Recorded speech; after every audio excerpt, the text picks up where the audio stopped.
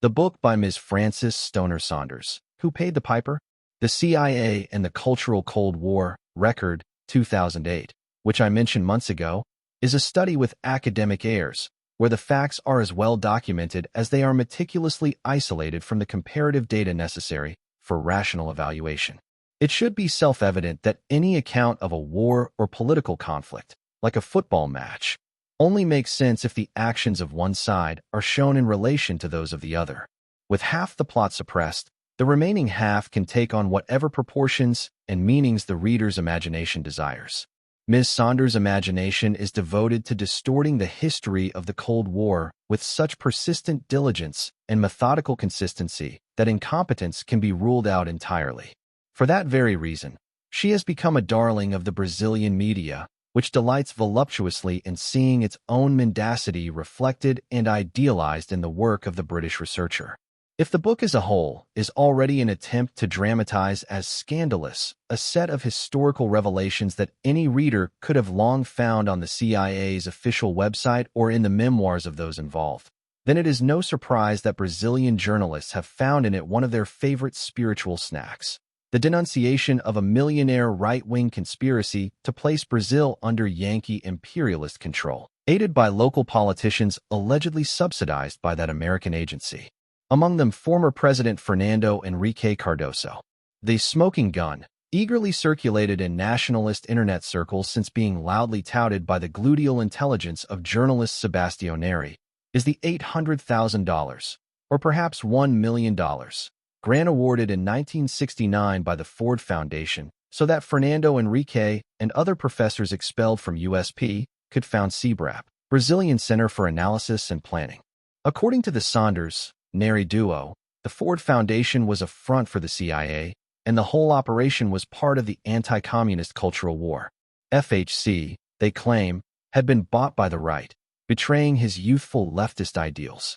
What Ms. Saunders doesn't say, and what Sebastião Neri either ignores or pretends to ignore, is that if the Ford Foundation took any side in the cultural war, it was against the U.S. Back in the 1950s, it was already denounced by a congressional inquiry for its persistent collaboration with Soviet propaganda.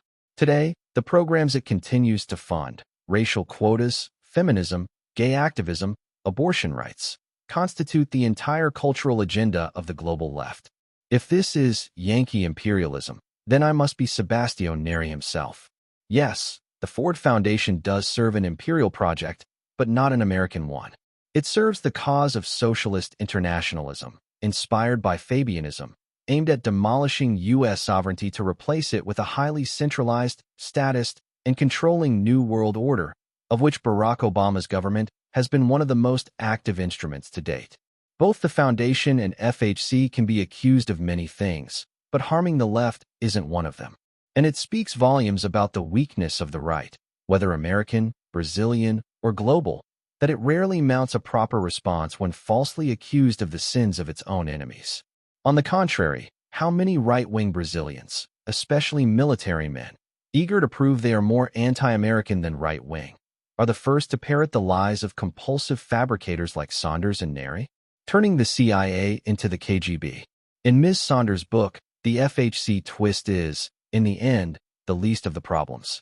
The central thesis, that the CIA surpassed the KGB in its efforts to seduce and manipulate intellectuals and writers, is a complete reversal of reality.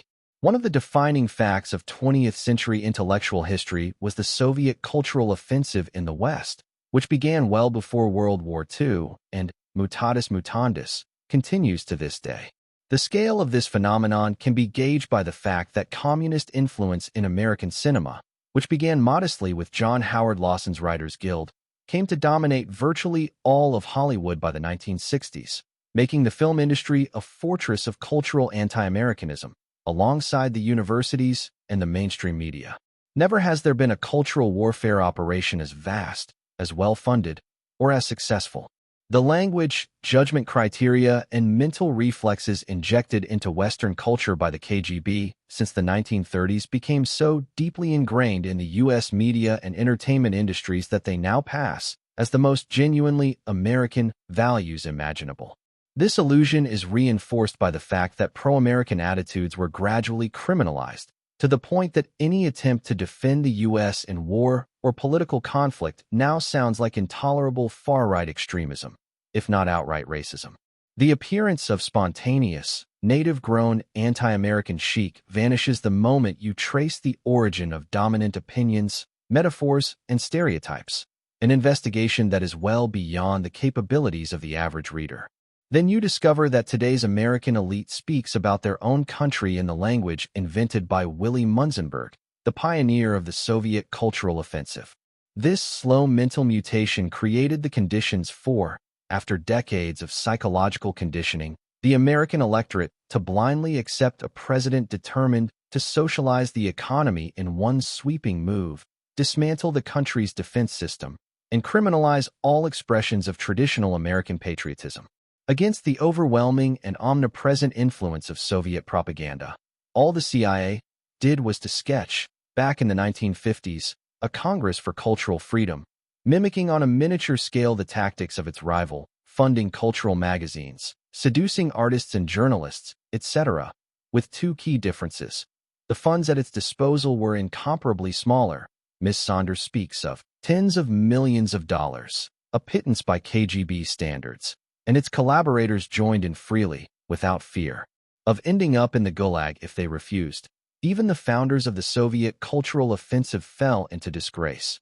Karl Radek died in prison, and Munzenberg, once no longer useful, was murdered on Stalin's orders. By omitting any comparative analysis, Ms. Saunders creates the impression that the Congress was something as majestic, impressive, and fearsome as the so-called Munzenberg Trust. A global network of newspapers, magazines, publishing houses, film studios, radio stations, banks, universities, and travel agencies, presided over by the greatest genius of cultural warfare of all time. In conclusion, what was, in light of the adversary's power, nothing more than a slingshot, ends up looking like a massive, intrusive, and unjustifiable imperialist war. A simple geographic comparison would suffice to show that Ms. Saunders' accusations are no more than forced dramatization. Just observe the sheer extent of communist presence in the arts and entertainment industry of the United States, and ask yourself if any movie studio, newspaper, or publishing business in Moscow was ever under CIA control. The Soviet cultural offensive deeply penetrated American territory itself, while the Americans could at best try to hold on to a few areas of influence in friendly nations. In light of this disparity, what could possibly have been imperialist about the Congress for Cultural Freedom, except from the perspective of Soviet disinformation itself, of which Ms. Saunders thus becomes a faithful servant? Ms. Saunders takes hyperbole to megalomaniacal extremes by declaring that, by funding an army of intellectuals and artists, the CIA effectively functioned as the U.S. Ministry of Culture. The insinuation collapses under even the lightest scrutiny, especially in view of the general anti-Americanism of the American cultural industry. But that doesn't shake Ms. Saunders' convictions, nor does it dampen the gullibility of her Brazilian readers. Among other gratuitous evils allegedly perpetrated by the CIA, Ms. Saunders told Folha de S. Paulo that the agency banned progressive writers like Pablo Neruda and Jean-Paul Sartre from participating in its operations. In reality, progressive writers made up the bulk of the troops at the service of the Congress, which courted the moderate left in order to pit it against the radical left, a dumb strategy, in my modest opinion, but no less historically accurate for that. And neither Neruda nor Sartre were progressive, unless one uses that term as it functions in the coded language of communist propaganda.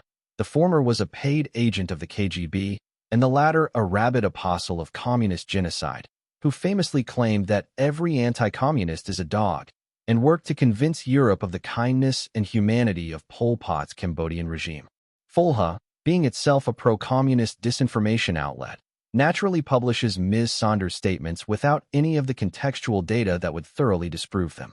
In the same interview, Ms. Saunders reveals the full extent of her intellectual dishonesty when the Folha reporter asks whether the CIA's cultural warfare operations were comparable to Nazi or Soviet propaganda.